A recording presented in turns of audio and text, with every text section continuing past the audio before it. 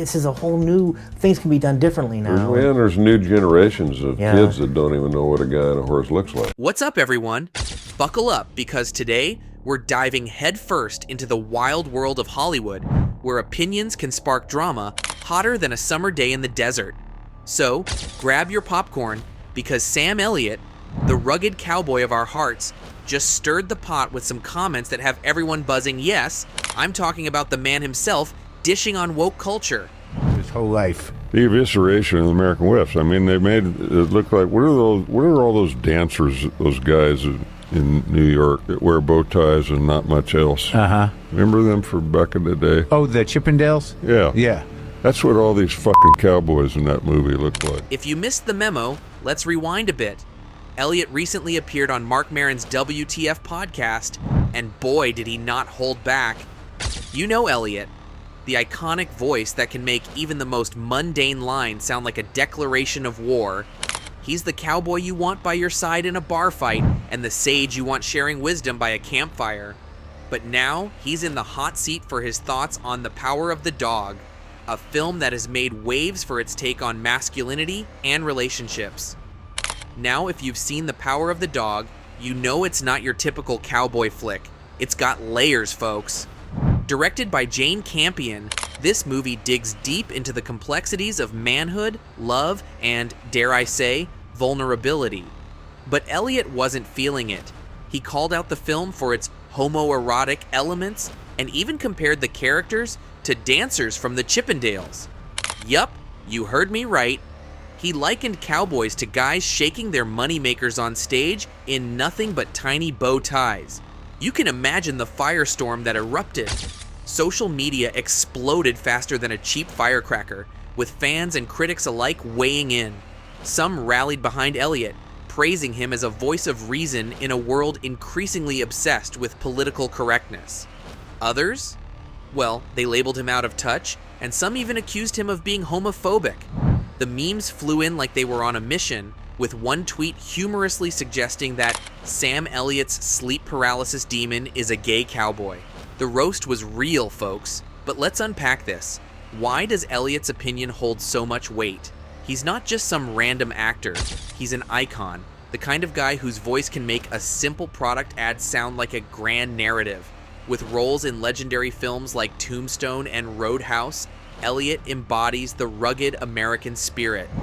His words resonate, especially with traditionalists who long for the classic cowboy image, strong, stoic, and, well, not concerned about how they look in a dance-off. But here's the kicker. Elliott's comments aren't just about the power of the dog. They tap into a larger conversation about masculinity in modern cinema. You have these traditional portrayals of men, tough, grizzled, and silent. And then you have new narratives exploring the emotional lives of men, challenging the status quo. It's like a clash between two worlds, and we, as the audience, are sitting here with popcorn, waiting to see who's going to win. Elliott's critique shines a spotlight on the growing divide in Hollywood. On one side, you've got the old guard, those who believe that storytelling should reflect a certain ruggedness. They miss the days when a cowboy was just a cowboy, no need for deeper meanings or emotional explorations. On the flip side, you have a wave of filmmakers pushing for representation and new perspectives, saying, hold on, we need to explore the complexities of the human experience, including those of marginalized communities. And then, plot twist. After facing backlash online, Elliott made a surprising move. At a recent Deadline Contenders TV event, he took a moment to reflect on his earlier comments. He expressed regret for how his words might have impacted the LGBTQ+ community. Cue the dramatic music. It's one thing to spout off on a podcast, it's another to face the consequences head on. This backtrack raises some questions, doesn't it? Is Elliott genuinely sorry, or is he trying to save his reputation in the face of social media outrage? It's like a game of chess, and we're all trying to figure out his next move. But one thing is clear. This conversation about representation and storytelling is crucial. So, what's really going on here? We're witnessing a cultural shift in Hollywood, where the traditional ideas of masculinity are being challenged, and Elliott, who has been the quintessential cowboy figure, now finds himself at odds with these evolving narratives. It's like watching your favorite childhood hero suddenly become the villain in a new story, and it leaves you feeling a bit bewildered. Let's take a moment to appreciate what the power of the dog represents. It's not just about cowboys and ranches, it's about the nuances of male relationships and the pain of repression. The film's exploration of masculinity challenges the notion that being a man means being stoic and emotionally detached. Instead, it asks us to consider the strength found in vulnerability. Can we break down these barriers and create characters that reflect the complexity of real-life experiences? This debate isn't just limited to one film or one actor. It's about the very fabric of storytelling in Hollywood. Are we ready to embrace narratives that push boundaries, or do we cling to nostalgia? Elliott's comments remind us that there's a fine line between honoring tradition and stifling progress. This cultural battle is vital, folks, and we need to engage in it. As the dust settles on Elliott's comments, let's zoom out and examine the bigger picture. The fallout from his remarks highlights the fractures in Hollywood's narrative structure. We see the clash between the old guard and new voices, and it's more than just a disagreement.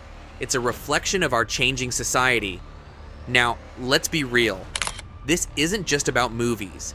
It's about how we perceive masculinity in our everyday lives.